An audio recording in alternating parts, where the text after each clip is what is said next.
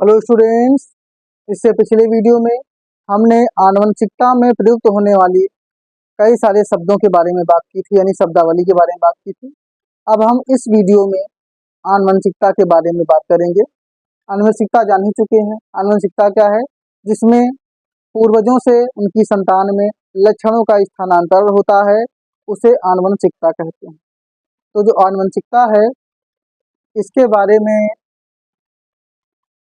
सबसे पहले एक वैज्ञानिक जिनका नाम है बेटसन, इन्होंने सबसे पहले आनुवंशिकता बताया। जबकि बेटसन से पहले ही जो आनुवंशिकता के पिता माने गए, जिनका नाम है ग्रेगर जॉन मेंडल, जिनके बारे में विशेष रूप से पढ़ना है। ग्रेगर जॉन मेंडल, इनको आनुवंशिकता का पिता कहा गया।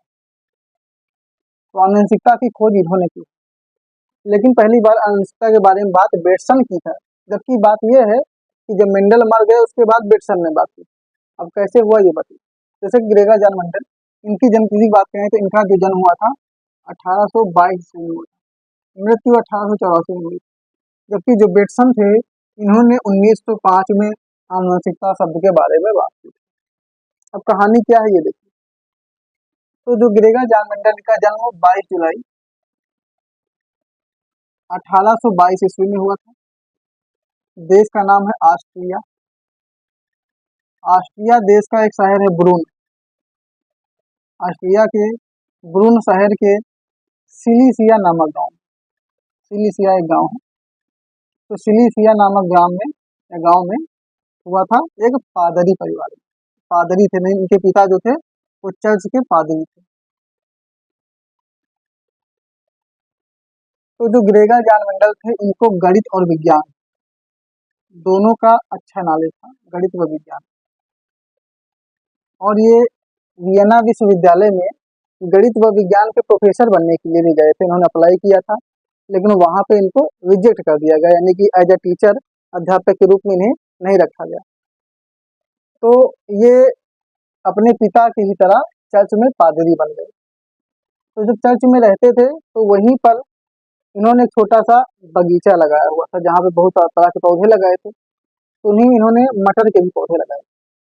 तो जो ग्रेगर जॉन मेंडल थे, इनके दिमाग में आया कि ऐसा क्या होता है जिसके कारण माता पिता से बच्चों में लक्षण ट्रांसफर होते थे। देखते थे कि माता पिता है तो उनके बच्चों में कुछ ना कुछ लक्षण हैं जो अपने माता पिता से या फिर उनके मतलब अपने बाबा से किसी से मैच कर रहे हैं। तो ऐसा क्या मैटर है? तो उन्हीं के दिमाग में बात घूमती रहती थी। तो इन्होंने मीठी मटर, यानी जो बगीचे का था, यानी उद्यान मटर या मीठी मटर पर प्रयोग किया। उद्यान मटर या मीठी मटर। तो मटर का जो वनस्पति वैज्ञानिक नाम होता है वो भी देख लेते हैं। वनस्पति वैज्ञानिक नाम, क्योंकि जंतुओं का होता है जंतु वैज्ञानिक नाम, पौधों का होता है वनस्पति वैज्ञानिक। तो वनस्पति वैज्ञानिक नाम है पाइसम सटाइवम। इंग्लिश में लिखें तो PISUM, पाइसम, SATIVUM, सटाइवम। तो मटर के पौधे पर इन्होंने अपना प्रयोग शुरू किया। तो इनका जो प्रयोग चला था वो 1857, जब क्रांति शुरू हुई थी, तो 1857 से 1865 तक, यानी कि लगभग 8 वर्ष तक इन्होंने प्रयोग किया। लगभग 8 वर्ष, मतलब 8 वर्ष से कुछ महीने कम ही थे, लेकिन लगभग 8 वर्ष तक इन्होंने लगातार प्रयोग किए। तो जिन्होंने जो प्रयोग किए थे, जो मटर का पौधा था, इसके 7 विपर्यासी लक्षण, यानी 7 तरह के लक्षणों का प्रयोग किया था, एक ही तरह में 7 विपर्यासी लक्षण, यानी 7 विपर्यासी लक्षणों के समूह सेट के साथ। अभी बात करेंगे कि 7 लक्षण कौन से थे। तो मेंडल ने जहाँ पे ये चर्च में रहते थे, वहीं की उद्यान मटर या मीठी मटर, जिसका नाम पाइसम सटाइवम होता है, वनस्पति, अंग्रेजी में पीज जानते हैं, पीज बोलते हैं अंग्रेजी को। तो मटर के पौधे पर किया था, जिसमें लगभग 8 वर्ष तक 1857 से 1865 तक प्रयोग करते हैं। तो इसलिए कि उसमें 7 विपर्यासी लक्षण थे, यानी 7 प्रकार के लक्षणों में अलग अलग प्रयोग करते रहे। एक बात और, इन्होंने प्रयोग कितना मदद किया, इनका जो रिकॉर्ड है, इन्होंने लगभग 29,000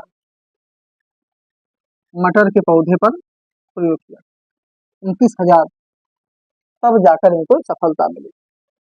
तो 29,000 पौधों का प्रयोग करने के बाद में 8 साल की मेहनत के बाद इन्होंने सन 1866 में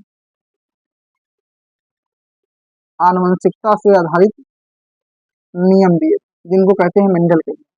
तो आनुवंशिकता के नियम, जिन्हें को कहा गया मेंडल के नियम। तो इन्होंने नियम तो दिए, लेकिन इन्होंने आनुवंशिकता शब्द का प्रयोग नहीं किया।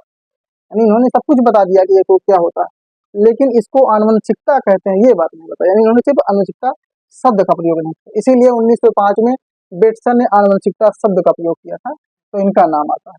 तो आनुवंशिकता शब्द के प्रयोग की बात करें कि सबसे पहले किस वैज्ञानिक ने आनुवंशिकता शब्द का प्रयोग किया, तो बेटसन नामक वैज्ञानिक ने 1905 में किया था, जबकि आनुवंशिकता की खोज तो 1866 में ही हो चुकी थी मेंडल के द्वारा।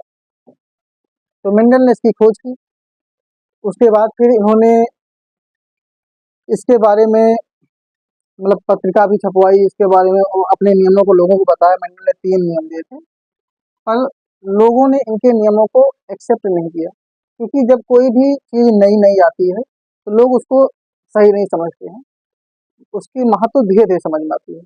तो मेंडल के नियमों का कोई महत्व लोगों की नज़र में नहीं समझ में आया, लोगों ने इनको सही नहीं समझा, मेंडल की कोई वैल्यू नहीं की, मतलब कि कोई इनको सम्मान नहीं मिला। उसके बाद फिर धीरे धीरे समय बीतता गया, फिर मेंडल बीमार भी रहने लगे थे और सन 1884 में इनकी मौत हो गई।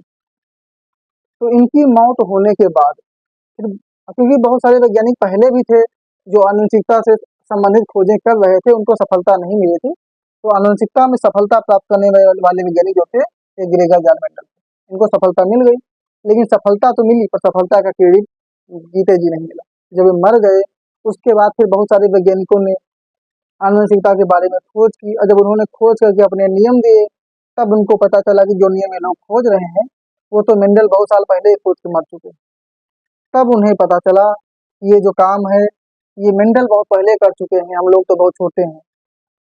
तो तब मेंडल को आनुवंशिकता का पिता घोषित कर दिया गया, और मेंडल को इस खोज के लिए नोबेल पुरस्कार दिया गया था। नोबेल पुरस्कार, जो विज्ञान के क्षेत्र में सबसे बड़ा पुरस्कार माना जाता है, नोबेल पुरस्कार। तो वैज्ञानिकों को नोबेल पुरस्कार मिलता है, तो मेंडल को नोबेल पुरस्कार उनके मरने के बाद मिला, क्योंकि दुनिया का यही उसूल है कि महान बनने के लिए मरना पड़ता है। तो जब तक जिंदा रहे इनकी खोज का कोई महत्व नहीं रहा, जब वे मर गए तो ये महान हो गए। तो ये मेंडल की कहानी है। ये तो हमने बता दिया कि जो आनुवंशिकता के पिता ग्रेगर जॉन मेंडल है, इनका योगदान क्या है। अब हम बात करते हैं प्रयोगों पर। तो मेंडल ने, अब इससे बात करते हैं पहले ये कि मेंडल ने मटर के ही पौधे को क्यों चुना, तो इसको मिटा देते हैं। तो मेंडल के मटर के पौधे चुनने का कारण क्या है, इसके कुछ कारण देख लेते हैं। तो टॉपिक एक परीक्षा में पूछा जाता है कि मेंडल ने मटर के पौधे को चुना, तो मेंडल का मटर का चुनाव का कारण, मटर के पौधे को चुनने का कारण क्या है, ये कारण। क्योंकि पहली बात तो ये है कि जो मटर होती है वो वार्षिक पौधा, वार्षिक पौधा का मतलब कि 4-5 महीने में ही मटर को हम बो भी लेते हैं, काट भी लेते हैं। और कोई पौधा हो जैसे बड़ा, जैसे आम, नीम, जामुन के बड़े बड़े पौधे हों, ये जंतु हो, अब उनमें क्या होगा कि जैसे आम है, पता नहीं कितने साल तक चले, अब उतने साल तक इंतजार करेंगे तब तक हो सकता है मर ही जाए। तो इन्होंने ऐसे पौधे को चुना जिसका कम से कम साल में 2 बार तो कम से कम प्रैक्टिकल कर ही चुके हैं। तो इसीलिए इन्होंने वार्षिक पौधा चुना था, क्योंकि मटर एक वार्षिक पौधा। दूसरी बात, मटर क्या थी, उद्यान मटर है, यानी कि बगीचे में आसानी से उगा सकते हैं, उद्यान मटर थी। तो बगीचे में आसानी से उगा सकते थे, बगीचे में कर सकते थे, गमले में उगा सकते थे। तो ये भी इनके लिए आसान था कि छोटा पौधा जहाँ चाहे वहीं उगा लें, वहीं अपना प्रैक्टिकल कर लें। तो ये आसानी वाली बात है। जो मटर होता है, मटर में स्वपरागण, स्वयं ही परागण होता है, ऐसा नहीं कि इसमें परागण करवाने के लिए। मटर बो दिया, अपने ही आप उनके लक्षण आपस में परागण करेंगे, परागण करने से उनमें जनन हो जाएगा और पौधा तैयार हो जाएगा। तो स्वपरागण होता है। फिर इसमें हम चाहें तो कृत्रिम पर परागण करवा सकते हैं, यानी पर परागण नहीं होता, स्वपरागण होता है, पर परागण करवाया जा सकता है। जैसे कि हमने पढ़ा ही है कि परागण 2 तरह को एक स्वयं होता है, एक मतलब स्वपरागण होता है, एक परपरागण होता है। तो कृत्रिम तरीके से यानी वैज्ञानिक अपने तरीके से परपरागण भी करवा सकते हैं, ये भी सुविधा मटर में होती है। और भी लक्षणों की बात कर लें कि मटर में और कौन कौन से लक्षण होते हैं। तो मटर के 7 विपर्यासी लक्षण मौजूद, यानी 7 प्रकार के लक्षण थे। अब सभी पौधों का लक्षण नहीं था मटर में 7 लक्षण, तो मान लो एक लक्षण में असफलता मिल रही है तो दूसरे लक्षण का यूज कर लें। तो ये सब कारण है जिसके कारण मेंडल ने मटर के पौधे को चुना था, क्योंकि वार्षिक पौधा है, साल में कम से कम 2 बार इसको उगा सकते हैं, कहीं भी उगा सकते हैं। स्वपरागण इसमें होता है, कृत्रिम परपरागण भी करवाया जा सकता है। इसके 7 विपर्यासी यानी विपरीत लक्षण मौजूद होते हैं। तो इन्हीं सब कारणों से मेंडल ने मटर के पौधे का चुनाव किया। अब एक टॉपिक आता है मेंडल की असफलता के कारण। मेंडल असफल हो गए तो उसे क्या कहा, मेंडल की असफलता के कारण। ये भी कभी कभी पूछते हैं कि मेंडल अपने प्रयोगों में क्यों सफल हुए, यानी कि जिस समय उनको रिजेक्ट कर दिया गया, रीजन क्या था। तो ये पहली बात तो ये है, वो मैटर है गणित व विज्ञान।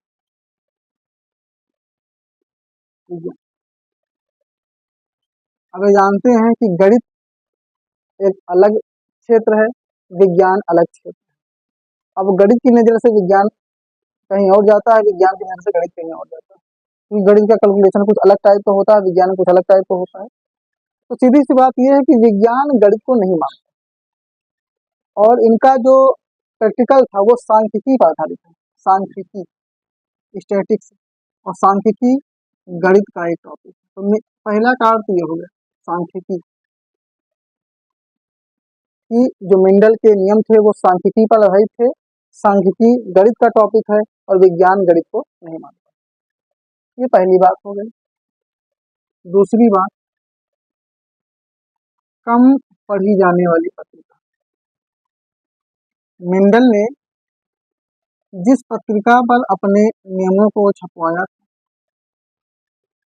उसे लोग बहुत ही कम पढ़ते थे, बहुत ही कम पसंद करते थे। तो ये भी कारण था कि जिस पत्रिका को उन्होंने छपवा दिया उसको लोग जानते ही नहीं, मतलब कि बहुत ही कम उस पर ध्यान देते थे। कोई फेमस पत्रिका नहीं थी तो ज़्यादा किसी ने ध्यान नहीं दिया। तीसरी बात, समझ में ना आना। जब कोई नई चीज होती है तो जल्दी समझ में नहीं आती है। अब मेंडल ने जो प्रयोग दिया, कुछ लोगों ने मान लो पढ़ा भी तो उनकी समझ में नहीं आया, उनकी समझ से बाहर, उनको समझ में नहीं आया कि क्या चीज है। ये भी एक कारण था असफलता का। तो इसी तरह कुछ कारण है जिससे मेंडल सफल नहीं हो पाया, क्योंकि सांख्यिकी पर था, जिस पत्रिका में छापे उस पत्रिका को लोग कम पसंद करते थे और लोगों को इनके नियम समझ में भी नहीं आए थे। तो ये तो हो गए मटर के चुनने के कारण और असफलता के कारण। अब हम सबसे मुख्य टॉपिक की बात करते हैं कि मेंडल ने कौन से 7 लक्षणों का चयन किया। तो मेंडल द्वारा चुने गए मटर के 7 विपर्यासी लक्षण, अब इनके बारे में बात करते हैं। तो मटर के 7 विपर्यासी यानी 7 अल्टरनेट करेक्टर विपर्यासी। तो लक्षण की बात करेंगे, साथ में प्रभावी और अप्रभावी भी देखेंगे। प्रभावी लक्षण कौन सा है, अप्रभावी कौन सा। जैसा जानते हैं जो दिखते हैं प्रभावी होते हैं, जो छुपे रहते हैं अप्रभावी होते हैं।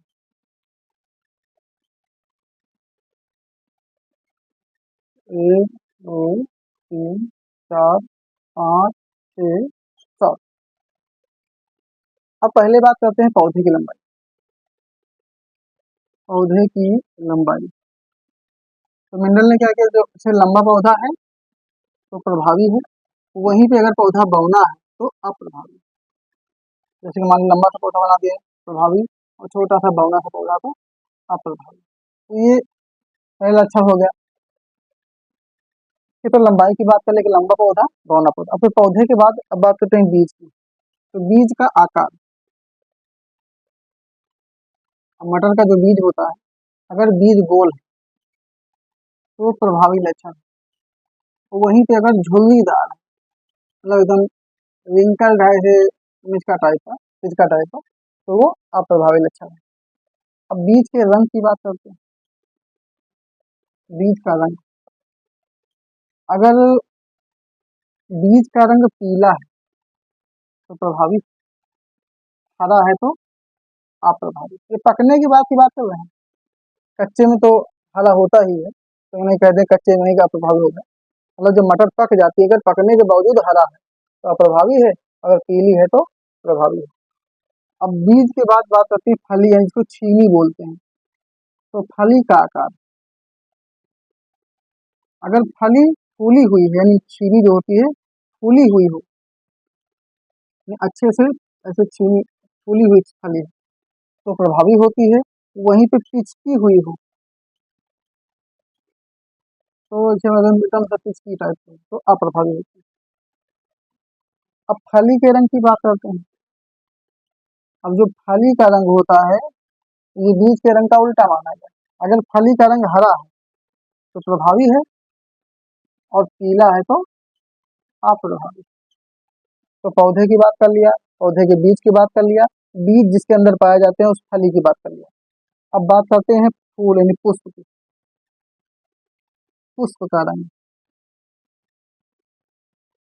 पुष्प का रंग अगर बैंगनी है तो वो प्रभावी है, अगर पुष्प का रंग सफेद है तो वो अप्रभावी लगता है। अब पुष्प की स्थिति की बात करते हैं, फूल की स्थिति पौधे पे किस प्रकार से लगा होता है उसकी बात कर रहे हैं। पुष्प की स्थिति अगर कक्षस्थ है